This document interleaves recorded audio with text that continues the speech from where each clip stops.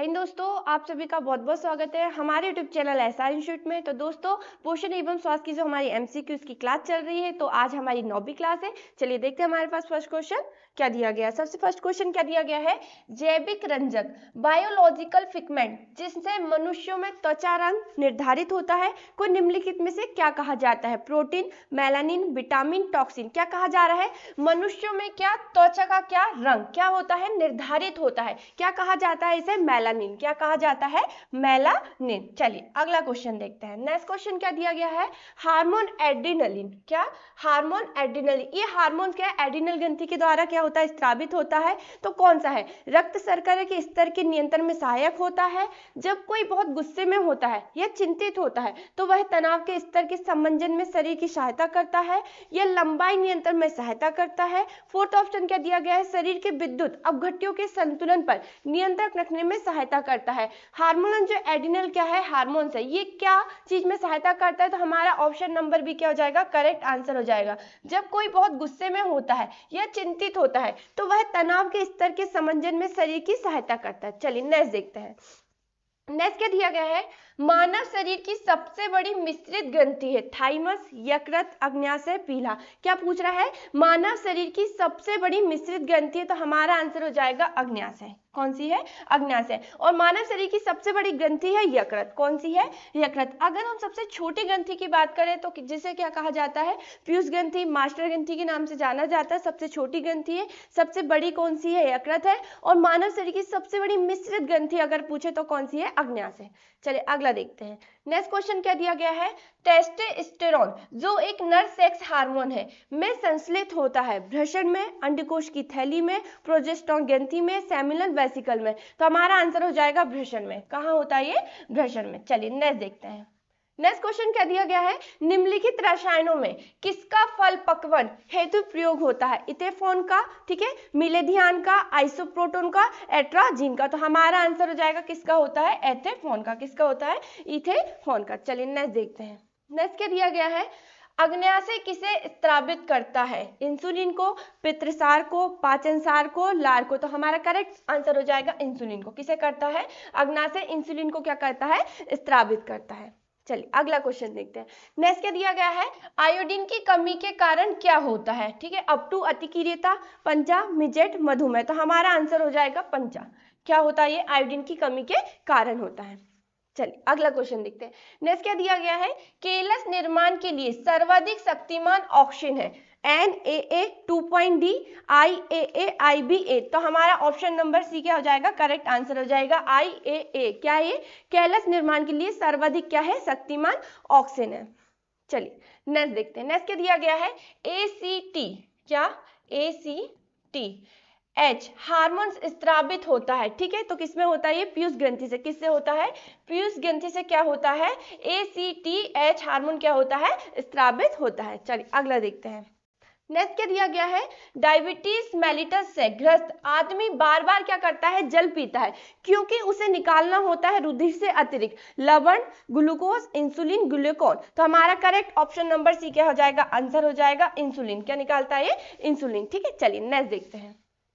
Next क्या दिया गया है, मानव शरीर में इंसुलिन का प्रमुख कार्य होता है। क्या होता है, रक्त दाब का संधारण, भोजन के पाचन में सहायता, शरीर में शर्करा के स्तर को नियंत्रित करना, शरीर में आयोडीन के स्तर को नियंत्रित करना है। तो हमारा आंसर आ जाएगा ऑप्शन नंबर सी, शरीर में शर्करा के स्तर को नियंत्रित करता है। मानव शरीर में इंसुलिन का क्या होता है, ये प्रमुख कार्य होता है। चलिए नेक्स्ट देखते हैं।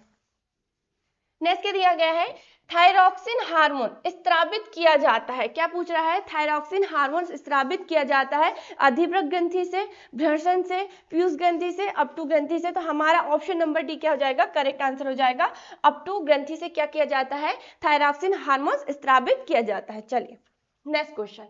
नेक्स्ट क्या दिया गया है, जब कोई व्यक्ति रोता है तो इसके संक्रियण के कारण नाक से क्या होता है, जल विसर्जन होता है। किससे, नाक से भी क्या होता है, जल विसर्जन होता है। थायराइड ग्रंथि से, अंतःस्रावी ग्रंथि से, अनुकारी ग्रंथि से, अनुकारी ग्रंथि से, ठीक है। तो हमारा ऑप्शन नंबर डी क्या हो जाएगा, करेक्ट आंसर हो जाएगा अनुकारी ग्रंथि से। जब कोई व्यक्ति क्या होता है, रोता है तो इसके संक्रियण के कारण नाक से भी जल विसर्जन होता है। किस ग्रंथि से, अनुकारी ग्रंथि से। चलिए अगला क्वेश्चन, नेक्स्ट क्या दिया गया है, स्त्राव ग्रंथि विद्यमान होती है उदर में, छोटी आंत में, बक्कल में, ठीक है, कोटरन में, एलिमेंट्री कनाल में। तो हमारा ऑप्शन नंबर सी क्या हो जाएगा, करेक्ट आंसर हो जाएगा। बक्कल कोटरन में क्या होती है, स्त्राव ग्रंथि विद्यमान होती है। चलिए नेक्स्ट देखते हैं।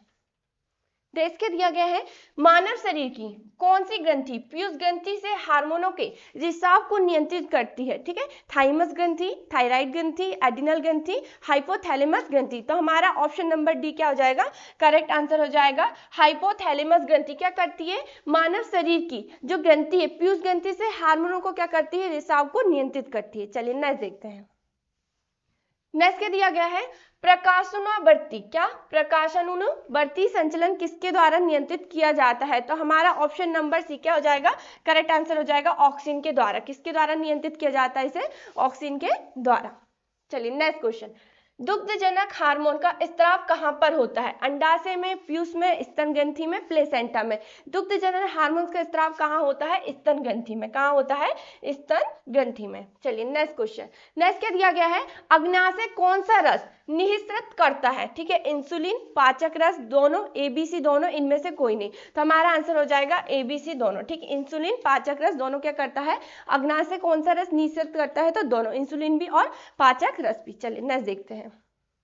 नेक्स्ट क्या दिया गया है, शरीर के किस अंग की खराबी से मधुमेह रोग का प्रकोप होता है, लीवर से, पैंक्रियाज या अग्नाशय से, किडनी से, हृदय से। तो किससे होता है, पैंक्रियाज या अग्नाशय से। क्या होता है, शरीर के किस अंग की खराबी से मधुमेह रोग होता है, तो किससे होता है, पैंक्रियाज या अग्नाशय से। चलिए नेक्स्ट देखते हैं। नेक्स्ट क्या दिया गया है, निम्नलिखित में से कौन एक संक्रामक रोग नहीं है, मधुमेह, यक्ष्मा, चेचक, हैजा। तो हमारा आंसर हो जाएगा मधुमेह। मधुमेह क्या नहीं है, संक्रामक रोग नहीं है। नेक्स्ट क्वेश्चन, कहाँ काम करने वाले व्यक्तियों को ब्लैक रंग रोग हो जाता है, ठीक है, विद्युत लेपन उद्योग में, कार्बन विलायक उद्योग में, पेंट विनिर्माण उद्योग में, कोयला खान में। तो कहां पर हो जाता है ये, कोयला खान में। कोयला खान में काम करने से क्या होता है, व्यक्ति का रंग कैसा हो जाता है, काला हो जाता है। चलिए नेक्स्ट देखते हैं। नेक्स्ट क्या दिया गया है, दर्दनाक अस्थि रोग इटाई का पहले कहाँ पता चला है, ठीक है, जापान में, भारत में, यूएस में, चीन में, ठीक है।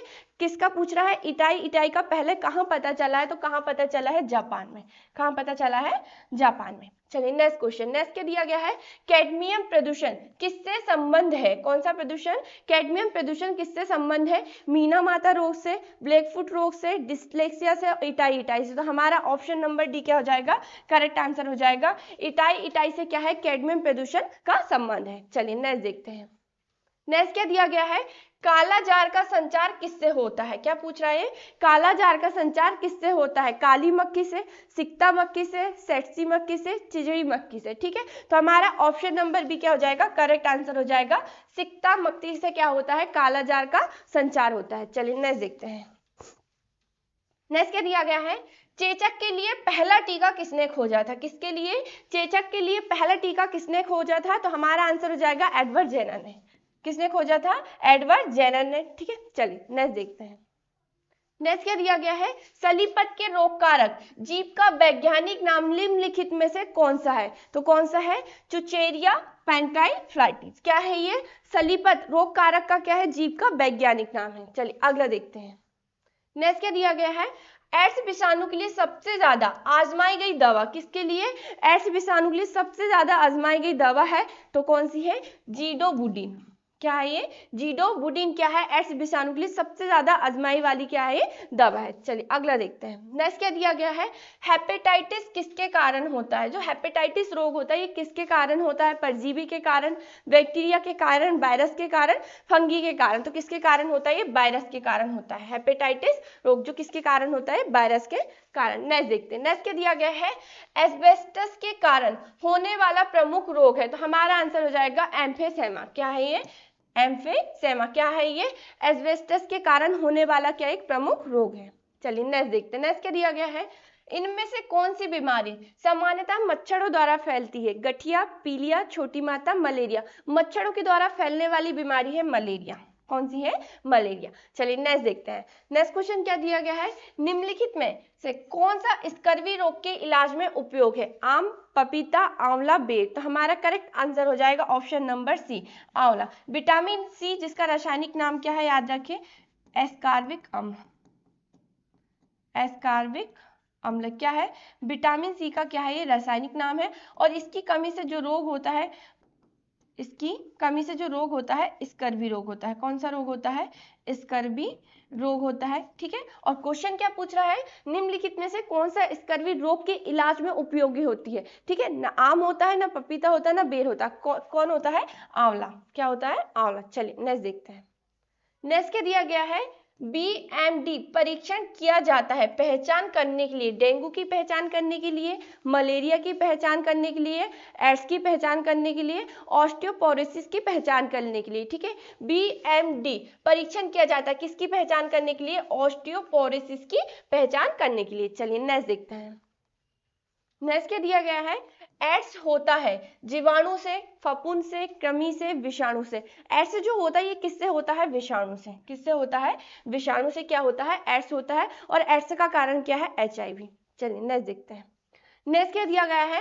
मानव गुर्दे में पथरी निम्नलिखित में से किसकी वजह से बनती है?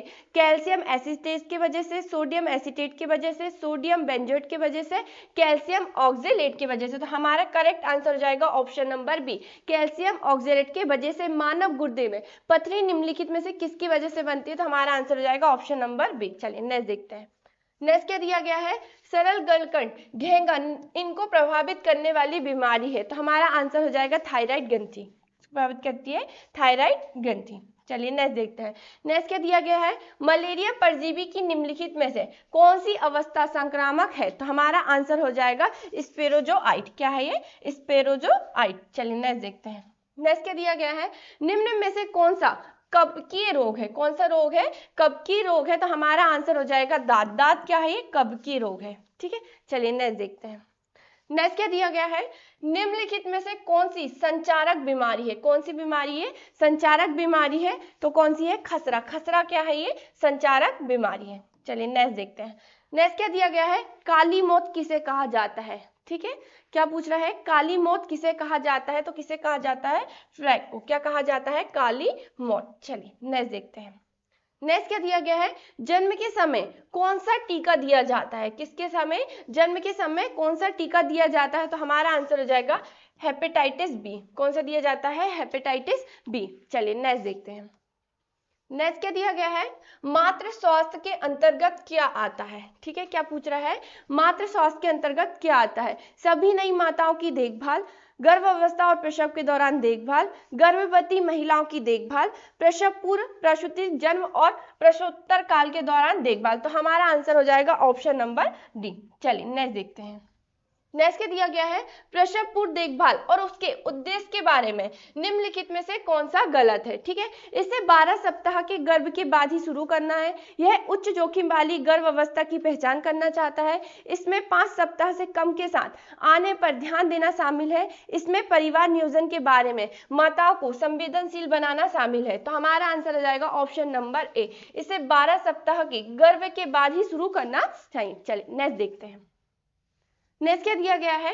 गर्भनाल में शामिल है। क्या पूछ रहा है? गर्भनाल में शामिल है 2 धमनियां और एक सिरा। क्या ये गर्भनाल में शामिल है? चलिए अगला देखते हैं। नेक्स्ट क्या दिया गया है? माँ द्वारा महसूस की जाने वाली भ्रूण की गति कहलाती है। किसके द्वारा? माँ द्वारा महसूस की जाने वाली भ्रूण की गति कहलाती है। तो हमारा आंसर हो जाएगा स्पंदन। क्या कहलाती है? स्पंदन। चलिए नेक्स्ट देखते हैं। नेक्स्ट क्या दिया गया है? निम्नलिखित में से किसे छोड़कर सभी ICDS योजना के तहत लाभार्थी है? तो हमारा आंसर हो जाएगा ऑप्शन नंबर ए, शारीरिक दिव्यांग व्यक्ति को छोड़कर। ठीक है, चलिए नेक्स्ट देखते हैं। नेक्स्ट क्या दिया गया है?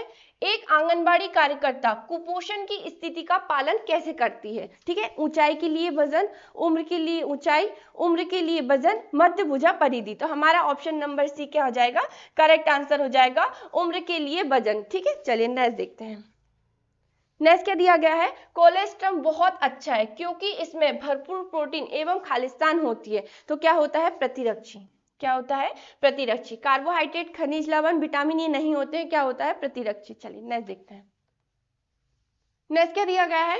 एक वयस्क मानव के खालिस्तान दांत होते हैं। क्या पूछ रहा है? एक वयस्क मानव के खालिस्तान दांत होते हैं तो कितने होते हैं? 32। कितने होते हैं? 32। चलिए नेक्स्ट देखते हैं। नेक्स्ट क्या दिया गया है? केवल स्तनपान कराने से माँ को मदद मिलती है सिवाय सर्वाइकल कैंसर से बचाव से। ठीक है, ऑप्शन नंबर ए क्या हो जाएगा हमारा करेक्ट आंसर हो जाएगा। चलिए नेक्स्ट देखते हैं। नेक्स्ट क्या दिया गया है, निम्नलिखित में से कौन से पूर्व किशोर अवस्था की विशेषता नहीं है, तो हमारा आंसर हो जाएगा इनमें से कोई नहीं। ठीक है, सहनशीलता, तुरंत क्रोध, ठीक है, मनोदशा, इनमें से कोई नहीं। ऑप्शन नंबर डी क्या हो जाएगा हमारा करेक्ट आंसर हो जाएगा। चलिए नेक्स्ट देखते हैं। नेक्स्ट क्या दिया गया है, टिटनेस नामक रोग निम्न नाम से भी जाना जाता है। टिटनेस नामक जो रोग है इसे किस नाम से जाना जाता है, तो लॉकजा नाम से जाना जाता है। किस नाम से जाना जाता है, लॉकजा नाम से जाना जाता है। चलिए अगला क्वेश्चन, राष्ट्रीय टीकाकरण कार्यक्रम के अनुसार शिशु को कितने रोगों के लिए टीकाकरण किया जाता है, 4, 5, 6, 7, तो हमारा ऑप्शन नंबर डी क्या हो जाएगा करेक्ट आंसर हो जाएगा 7 दिनों के लिए। चलिए अगला देखते हैं। नेक्स्ट क्या दिया गया है, भारत में पल्स पोलियो टीकाकरण कार्यक्रम किस वर्ष शुरू किया गया था, 1993 को, 1992 को, 1995 को, 1994 में। भारत में पल्स पोलियो टीकाकरण कार्यक्रम किस वर्ष शुरू किया गया था, तो 1995। कब किया गया था, 1995। चलिए नेक्स्ट क्वेश्चन। नेक्स्ट क्या दिया गया है, सूक्ष्म पोषक तत्वों में क्या शामिल होते हैं, किसमें पूछ रहा है, सूक्ष्म पोषक तत्वों में क्या शामिल होते हैं, खनिज और विटामिन, कार्बोहाइड्रेट और लिपिड, जल और प्रोटीन, विटामिन और कार्बोहाइड्रेट, तो हमारा ऑप्शन नंबर एक क्या हो जाएगा करेक्ट आंसर हो जाएगा खनिज और विटामिन। क्या होते हैं, खनिज और विटामिन। तो दोस्तों ये थी हमारी पोषण एवं स्वास्थ्य की एमसीक्यूज की 9वीं क्लास। अब तक आपने चैनल को सब्सक्राइब नहीं किया तो सब्सक्राइब कर ले और फेसबुक में देख रहे तो फॉलो कर ले। जय हिंद, जय भारत।